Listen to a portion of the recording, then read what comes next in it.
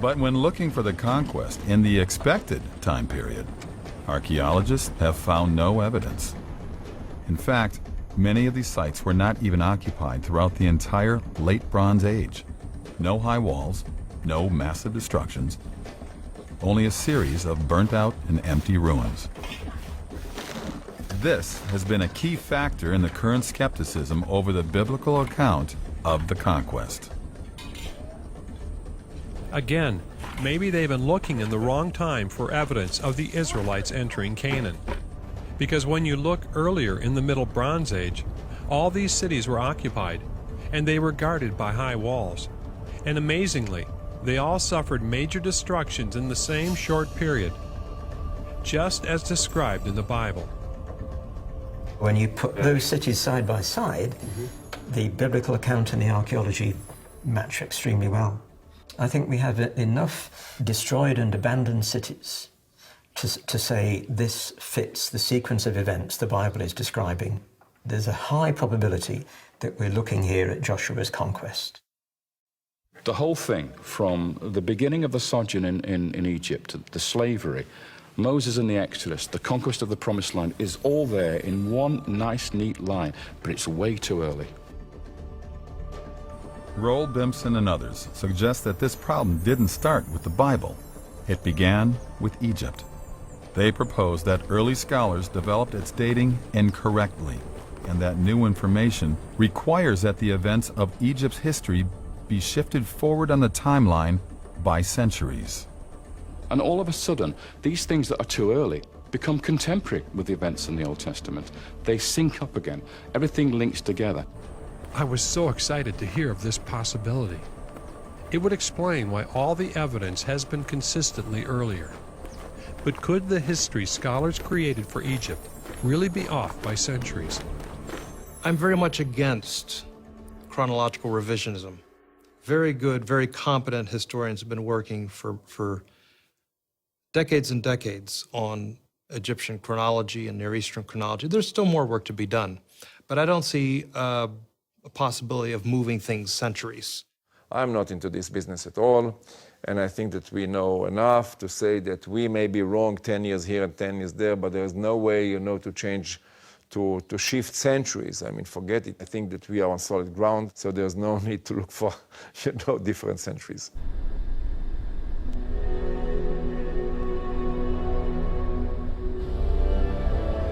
What was I supposed to do now? Hoffmeier and Finkelstein represent mainstream opinion, and I can't simply ignore it.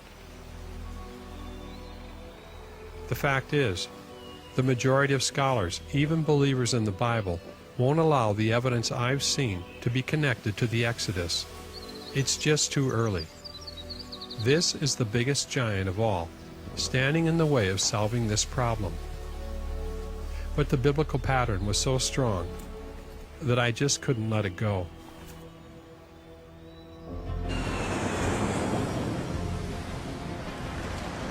Mahoney's researchers uncovered a lead that led him to Oxford University. On St. John Street is the Griffith Institute, one of the greatest storehouses of Egyptological documents in the world. He was here to review the writings of the late Sir Alan Gardner, perhaps the greatest specialist in reading hieroglyphs in the 20th century, and he had a great hand in uncovering what we know today.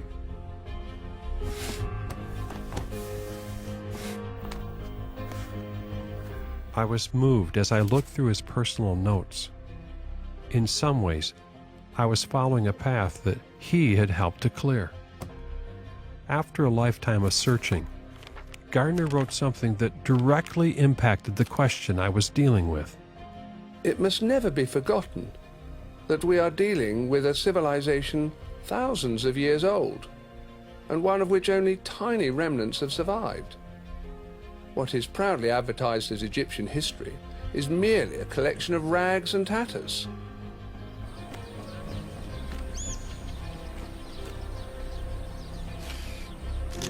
If all we have are rags and tatters, how sure can we be about the dates?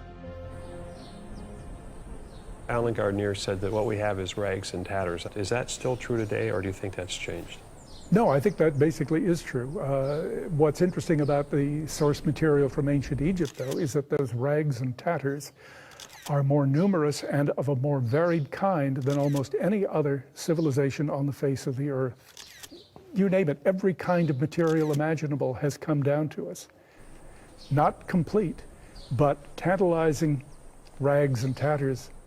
And it's a wonderful thing to have all of this material, but it's also extremely frustrating because it means there's that much more room for argument and doubt. Kent Weeks made no indication that he'd be in favor of anything as major as shifting Egypt's history by centuries. But the reality is, a shift wouldn't just affect Egypt, because the archaeological dates for Canaan and the surrounding region are all dependent on Egypt's history. When all is said and done, it's the Egyptian chronology that underpins everything else that's being done throughout the rest of the known world. It's a big responsibility, and it's one of the reasons that people look at it so closely, because in terms of reconstructing ancient history, a lot hinges on the answers. So if Egypt's historical dates are not that certain and need adjusting, then Canaan's history would also require the same kind of shift, because they're connected. But a lot of people don't want to do that. No, because Egyptian chronology has been assumed to be fixed now for a very long period of time. So the whole idea of taking it apart and starting again is anathema to most Egyptologists. Because it would undo a lot of their books, wouldn't it? Well, it certainly would, yes. But there's mounting evidence that the current reconstruction of Egyptian history has major problems that have nothing to do with the Bible. There's a whole host of reasons for being skeptical about the current Egyptian chronology. Some of them to do with Egypt itself, but a lot of them from outside Egypt, which a number of people are beginning to look at. Other good scholars maintain that you don't need to change Egypt's timeline in order to see evidence for the Exodus. James Hoffmeyer believes textual clues in the Bible point to the Exodus happening at the 1250 BC Ramesses Day. Bryant Wood and Charles Ayling believe the Exodus occurred around 1450 BC, using the conventional dates for Egypt and Canaan. They believe a case can be made for Israelites living in Egypt prior to that time, and later Israel appearing as a nation in Canaan. So an Exodus of some kind must have taken place.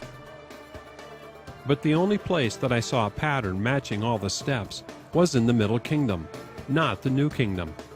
And if that's not a coincidence, it would require some kind of major change. Either the Exodus happened long before 1450, or the dates for Egypt's timeline are off. The debate over the dates of ancient history is intensifying. While the conclusions of those who support major adjustments differ in their details, they're all of the same mind that these things are worth investigating, and that chronology is not yet fixed and is not yet final. Researchers like Roland Bimson believe the main problem lies in these lesser-known dark periods of Egypt's past. They think scholars have miscalculated their lengths, causing distortions in the dates for everything before them. The biggest suspect is this very long third dark period, which new information suggests has been overinflated by centuries. If it were reduced, the history of Egypt would need to move forward in time. For many years, I was intimidated by the giant of Egypt's dating. But what made me take a second look was when I learned that it's been necessary to insert gaps into the histories of all the surrounding civilizations in order to match the dating of Egypt's third dark period. Yet the archaeology of these cultures does not seem to support such gaps. Something was wrong. What might history look like if the dark periods were adjusted the way that some scholars believe the evidence demands?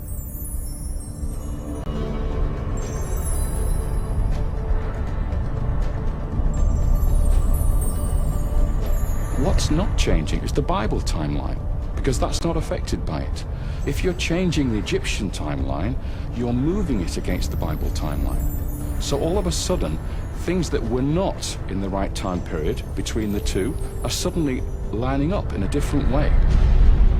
And that's the exciting bit, because that's when we suddenly start to find evidence for the biblical story. It's startling to think how significant this could be, because chronology, the dates assigned to these events, is the thing being used to convince the world that the Bible is just a fairy tale. But look at the pattern. Evidence matching Joseph and the early Israelites' arrival in Egypt, their tremendous multiplication, their descent into slavery, the judgment and collapse of Egypt, the deliverance and exodus of the Semitic population, and finally in Canaan, evidence matching the conquest of the Promised Land. I know there's a lot of disagreement over the dating, but what strikes me is that if you put all the dates to the side for a moment, what emerges from the archaeology is this pattern that matches the Bible every step of the way. And doesn't that deserve to be taken seriously? But for now, those who hold to established conventions will not allow these connections to be made.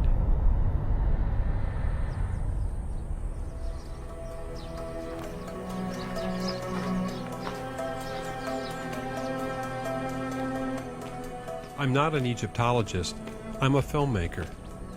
And I'm not endorsing any one dating theory out there. I'm just searching for the truth. Because isn't that what the pursuit of both science and faith should be? A search for truth. At the end, the audience, the people themselves, they will judge.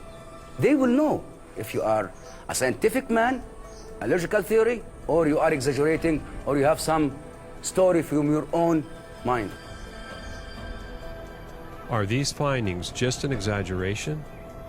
Or is looking for the Exodus at the earlier date the key step in bringing the Bible out of the shadows of myth and into the light of true history?